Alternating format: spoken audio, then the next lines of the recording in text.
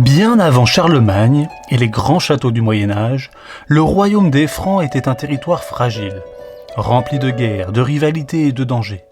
Les routes étaient peu sûres, les seigneurs se disputaient le pouvoir et des armées ennemies menaçaient régulièrement les frontières.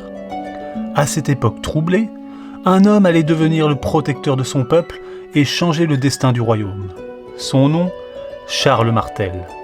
On le surnommait le marteau, car au combat, il frappait ses ennemis avec la puissance d'un marteau de guerre. Grâce à son courage, son intelligence militaire et sa détermination, il réussit à unir les Francs et à préparer l'avenir de la future France. Charles Martel naît vers l'an 688 dans une famille très importante du royaume franc, les Pipinides. Son père, Pépin de Herstal, est maître du palais, un titre étrange aujourd'hui, mais qui désigne alors le véritable chef du royaume. Les rois mérovingiens existent encore, mais ils ont perdu une grande partie de leur pouvoir. Charles grandit dans un monde rude, rempli de soldats, de chevaux et de rivalités entre grands seigneurs. Très jeune, il apprend à monter à cheval, à manier l'épée et la lance, et à diriger des guerriers et comprendre la stratégie des batailles. Mais son enfance n'est pas facile. Quand son père meurt en 714, plusieurs nobles refusent que Charles dirige le royaume. Certains veulent prendre le pouvoir à sa place. Charles est même capturé et emprisonné. Pour beaucoup, son histoire semble déjà terminée. Mais Charles refuse d'abandonner. Il réussit à s'échapper de prison et traverse les territoires francs pour retrouver des alliés fidèles à sa famille. Petit à petit, il rassemble des soldats et construit une armée. Ses guerriers lui font confiance, car il combat à leur côté et partage leurs difficultés. Grâce à son courage et à son intelligence, Charles reprend progressivement le contrôle du royaume. À cette époque, le royaume franc est divisé. Des seigneurs se battent entre eux, certaines régions refusent d'obéir, et plusieurs peuples attaquent les frontières. Charles comprend une chose importante. Si les Francs restent divisés, leur royaume risque de disparaître. Alors, il mène campagne après campagne pour réunifier le territoire.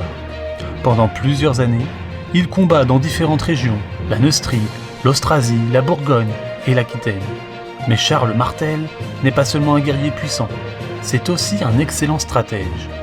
Il améliore l'armée franque, les soldats sont mieux entraînés, la cavalerie devient plus forte, les guerriers fidèles reçoivent des terres et l'armée devient plus disciplinée.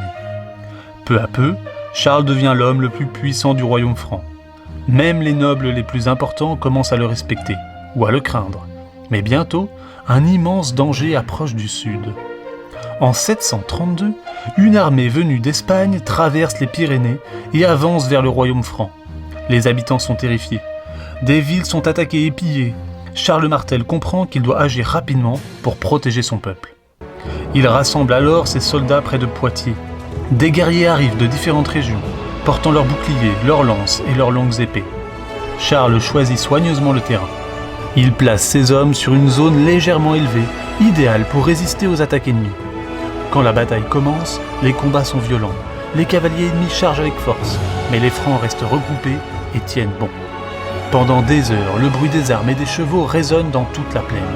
Charles Martel garde son calme et dirige ses soldats avec sang-froid. Finalement, l'armée ennemie recule. La victoire des Francs devient célèbre dans toute l'Europe. Charles Martel est désormais considéré comme le protecteur du royaume franc et de la chrétienté. Après la bataille de Poitiers, Charles continue de renforcer le royaume. Il organise mieux l'armée, récompense ses guerriers fidèles et aide l'église chrétienne. Même s'il ne devient jamais officiellement roi, il gouverne comme un véritable souverain. Toutes les grandes décisions passent par lui. Les guerres, les alliances et l'organisation du royaume. Charles prépare aussi l'avenir de sa famille. Son fils, Pépin le Bref, deviendra bientôt roi des Francs. Et le fils de Pépin sera l'un des plus grands souverains du Moyen-Âge, Charlemagne. Charles Martel est donc le grand-père de Charlemagne. Sans Charles Martel, l'empire carolingien n'aurait peut-être jamais existé. Charles Martel nous enseigne qu'un grand chef doit être courageux, intelligent et déterminé. Il montre qu'on peut protéger son peuple et changer l'histoire grâce à la persévérance et au sens du devoir. Son surnom, le marteau, symbolise la force, la volonté et le courage. Et surtout, son histoire nous rappelle qu'avec du courage, de la patience et une vision claire de l'avenir, une seule personne peut transformer le destin de tout un royaume.